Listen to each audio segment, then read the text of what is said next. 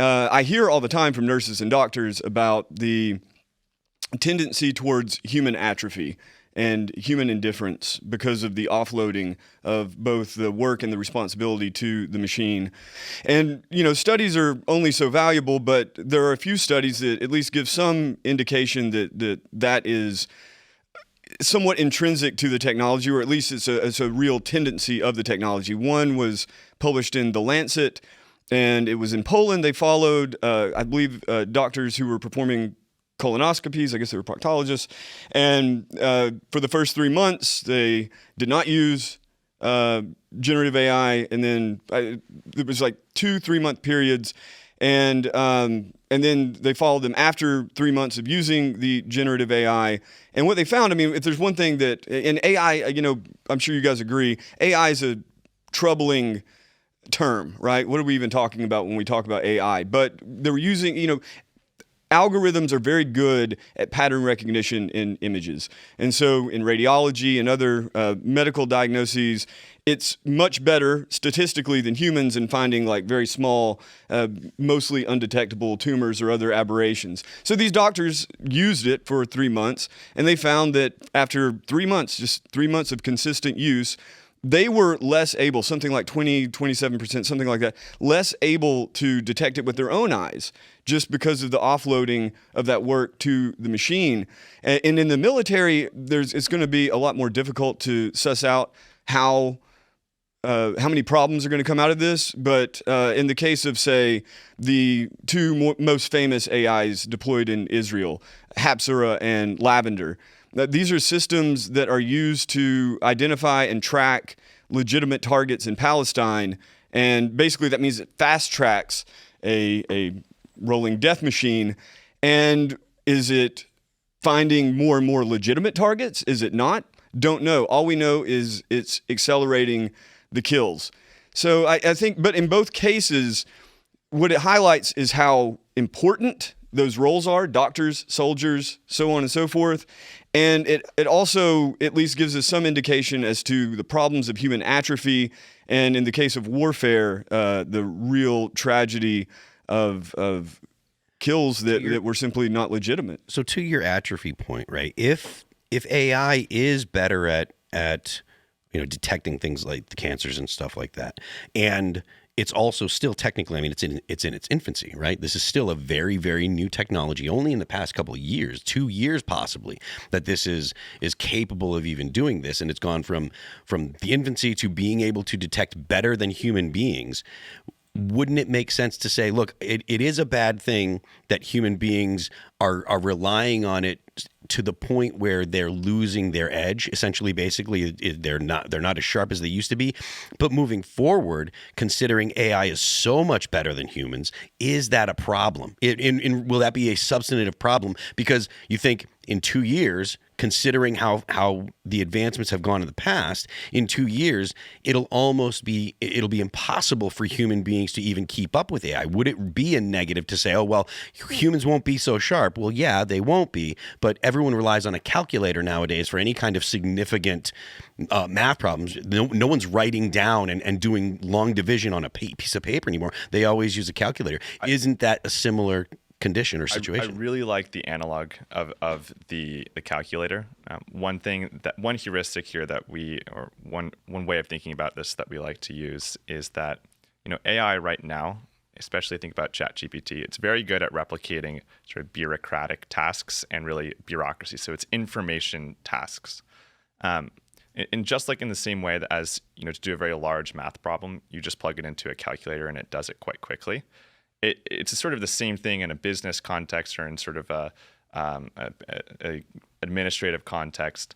Like AI today basically does what sort of it does quite well what entry-level associates and analysts and people like this did 5 years ago in, say, an investment banking firm or a consulting firm or a law firm, or even just sort of passing around basic information in a large bureaucracy.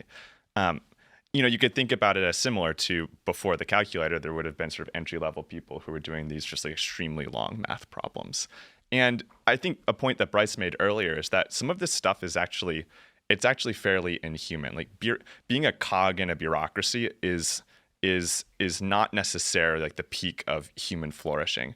And so as long as new opportunities are materializing, and as long as there are still ways for Americans to continue working, forming families, then I don't necessarily see it as a terrible thing if certain very like unhuman types of jobs stop existing, as long as new jobs are created that are more conducive for human flourishing.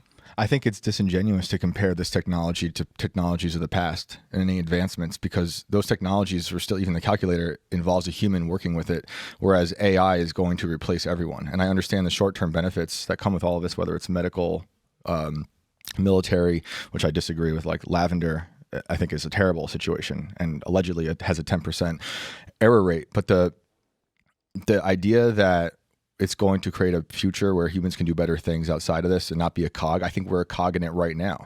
I think we are the food source for AI, and it's learning because of us, right?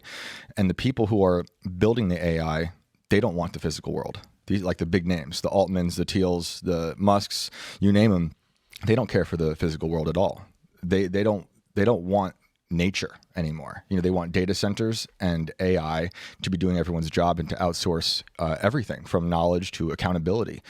Many of them are transhumanists. They are transhumanists, right? And that is a big part problem. that's baked into AI. Yeah. And a lot of the problems we see online with, say, censorship on Twitter, the algorithm still has that in its DNA. The same things we had problems with 4 or 5 years ago.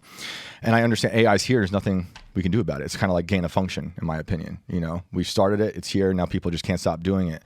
But I feel like with this, I have to reject any flowery notion of a future where we can live symbiotically with AI, because in the end, it's like we've created this alternate species to take over, and it's going to draw us into a apocalyptic complacency where we kind of are at already, and people keep saying this technology is going to help out with people, it's going to make things better. It's going to make things easier. It's going to be a tool. Joe would say it's a tool, and it certainly is a tool. But right now we're already seeing declining reading, skills in schools. People are more isolated than ever. And I don't think it's going to get better all of a sudden because the proliferation of AI. I think it's going to make things much worse, much more fractured. And it's going to become this like inevitable lobotomy of humanity. Whereas previous advancements in technology, there was some sort of, we could work together despite some, the consequences of something like Taylorism and the scientific management, where you did become a cog in the factory. But we are the cog in it right now as it's growing within its factory. And someone like the former CEO of DeepMind, I forget his name, talks about... Are you talking about Jeffrey Hinton? No. Mustafa Suleyman? Yes. Yeah, yes. He talks about containment, right? Like like what you guys are saying, this narrow path forward, which I agree.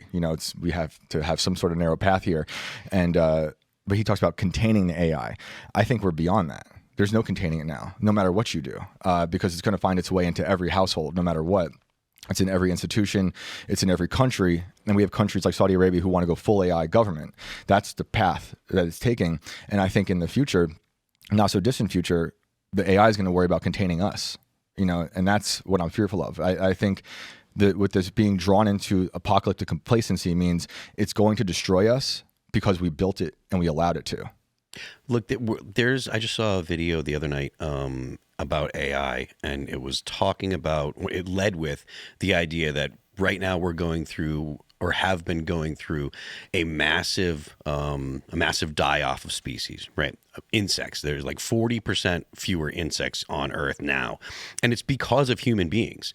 And the point that it was making was human beings didn't know that they were killing off insects in the ways that they were with pesticides and just deforestation and all of these things that we were doing, making the modern world and living in the modern world, killed off 40% of the insects. Well, insects are part of, the ecosystem that actually are necessary. As annoying as they are, and they can be, they are necessary. But the point that it was making, that we weren't aware that this is happening, and then they made the connection that should we have a super intelligent AI, right? Not just agents that can help, but a super intelligent AGI. It's likely that it will start doing things of its own volition that we can't understand. Like bugs didn't know why human beings were destroying them and destroying their habitat and why they were getting killed off. They had no idea. And when you deal with a sufficiently intelligent or a sufficient sufficiently more intelligent entity, humans can't understand it. And right now, AI will start doing things that people can't understand. Thanks for watching this clip from the Culture War podcast. We're live every Friday, 10 a.m. to noon, so subscribe and come hang out.